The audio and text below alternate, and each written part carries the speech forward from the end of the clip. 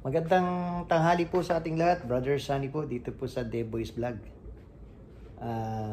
May pang-premiere na naman po ako. Ito po yung tinatawag nating sinigang na hipon. Ayan, sinigang na hipon. Bago po to. Ngayon ko lang luluto ito. Pero matagal ko nang niluluto. Pero ngayon ko lang ipi-premiere. Yan. No? So, ito po yung ating mga ingredient.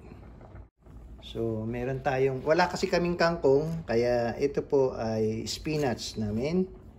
Ayan po yung mga sili, yung mga hipon. Ito po ang sitaw, okra, tsaka ito po yung labanos. Ito po yung ating pang-asim. Yan, sinigang mix. Ito yung ating patis. At mayroon akong sili doon. At yan, ito na yung unang ginawa natin. So, naglagay tayo ng tubig.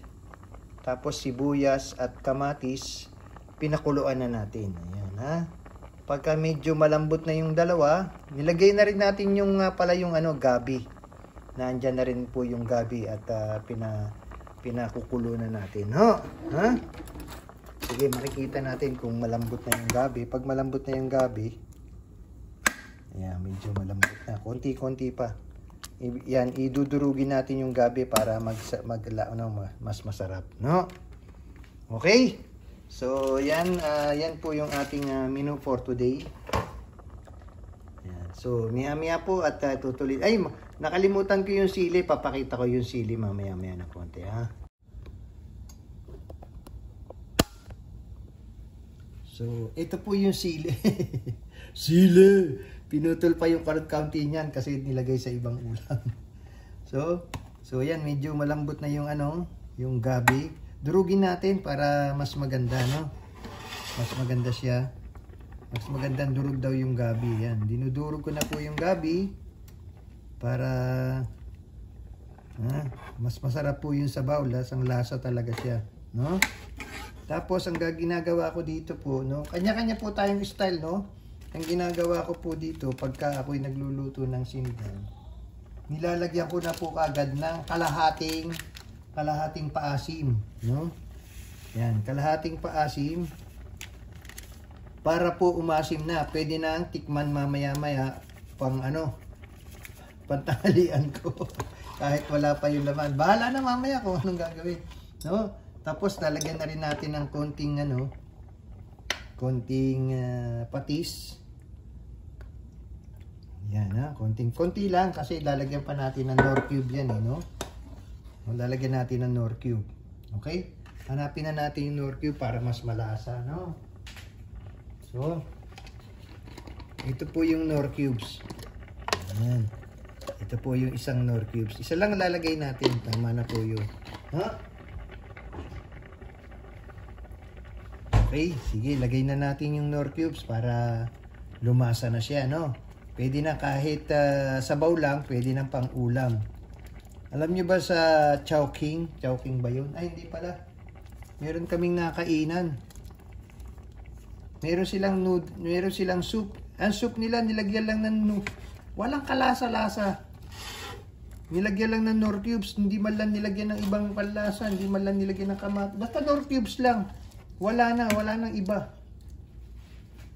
Eh, di lasang Knorr cubes lang. Eh, paano sasarap yun? No? Paano sasarap yun? Okay? So, yan po yung ating ha? Tikman muna natin kung medyo lumasa na. Pag hindi, magdadagdag pa tayo kung ano yung dapat nating idagdag. Okay?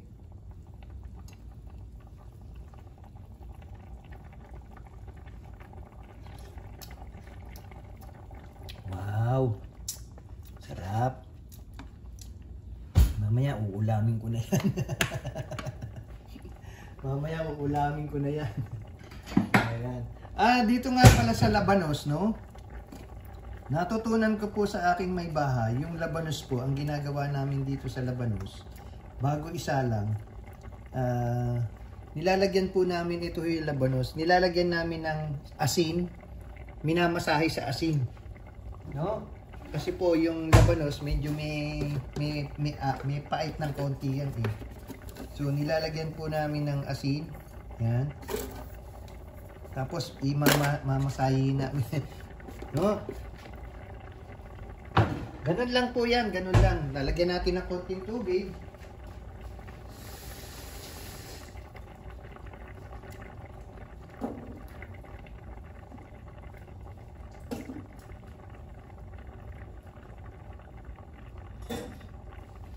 Ha? Ito po, nilalagyan ko na ng konting tubig. Tapos, ha?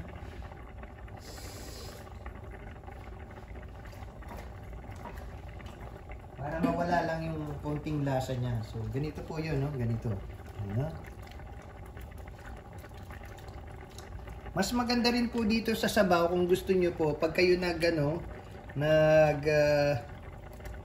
nagsaing, kuhanin nyo po yung hugas bigas, no? Yung hugas bigas ang gawin nyo sa sabaw.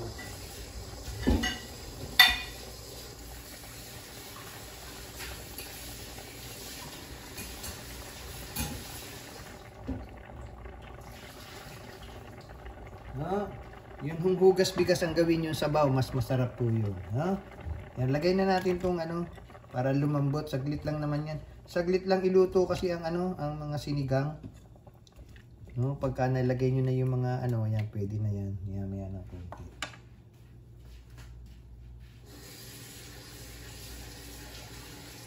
Yan. Ganun lang po yan, ganun lang. Napakadali lang yan, napakadali lang. Simple-simple lang po yan. No? Yan, no? So, ganun lang, maya-maya at pakikita ko ulit sa inyo mamaya-maya ng konti. Yun na. Okay, at tikman na natin ng konti kung umayos na. Huh?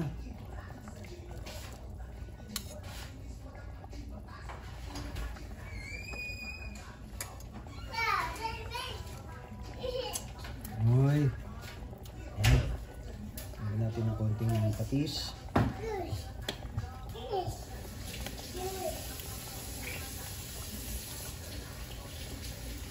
Tapos lagyan natin na. Ito na yung final na soup, no? So, tamarind soup.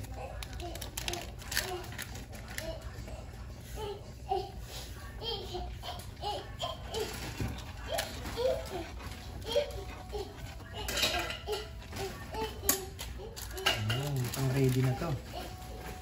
Ready na, pwede nang iulam. Pwede nang iulam yung sabaw. Tapos, lagay na natin itong... Alin ba sunod dito? Wait. Sitaw, matigas yun eh. Sitaw muna, no? Yan. Nagtatanong tayo pa minsan-minsan para maging masarap yung ating luto. Sitaw muna tayo, sitaw. Sitaw! Lagyan na natin yung sitaw.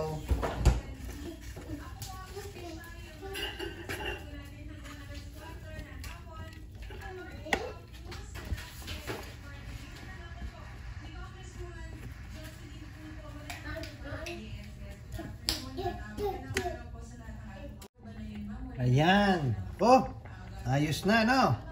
Medyo malambot na lahat. Malambot na. So, lalagyan na natin yung hipon. Okay? Ito na po yung hipon. Lalagyan na natin. Maliliit lang yung hipon namin. Wala kami hipon dito eh. Kundi hipon na small hipon lang. Kaya pasensya na kayo ha. Yabang nyo. Ayan ha. Ayan. Tapos, pakukuluan natin. Lalagay natin yung ibang mga ingredient. Tapos na. Kainan na.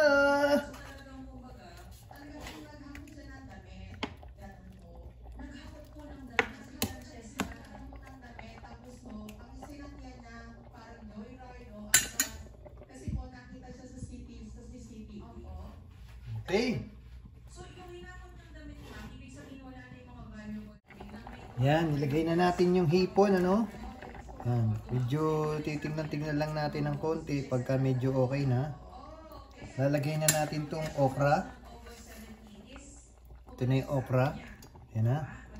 Tapos, lulubog lang natin yung okra. No? Pag lulubog na yung okra, lumubog na, ito na, lalagay na natin yung spinach. Yan, spinach na tayo. Okay? Spinach and Popeye the spinach.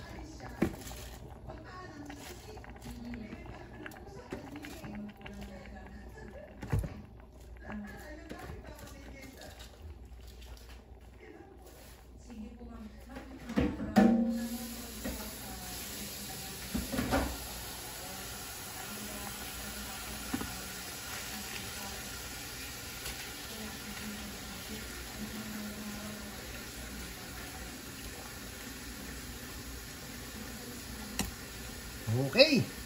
Tapos, lagay natin yung zili. Ayan, papatapos, papatayin na natin. Ayan, ako. Tapos na. Tapos na ang pagmamalupit ni tatay. Ha? Tapos na. Ayan, ayan. Ha? Ganun lang yan. Simple-simple lang. Mamaya, tikiman time. Ay, kainan na. Wala nang tikiman time. Diretsong kain na to. Gutom na eh. Gutom na. Yan. Paki-like and share and subscribe. Kung pwedeng paki-share nyo na lang sa inyong mga GC para malaman din nila kung paano magluto ng sinigang na hipon. Ayan. Hanggang dito na lamang po. Kita-kita tayo. Bye!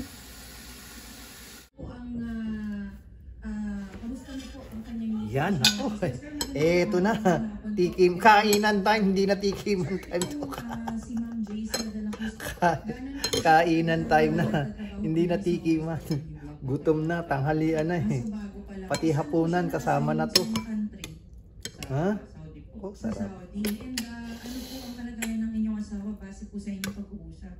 Sa aming pag-uusap, ma'am. Sarap. Totally, nag-iwalay kami nung almost 2 months na lang. Wait lang po sir ha. Wait lang sir. Ito pala. Panoorin lang natin saglit yung video.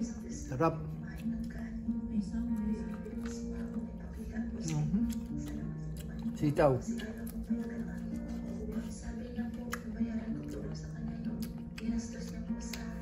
Labanos.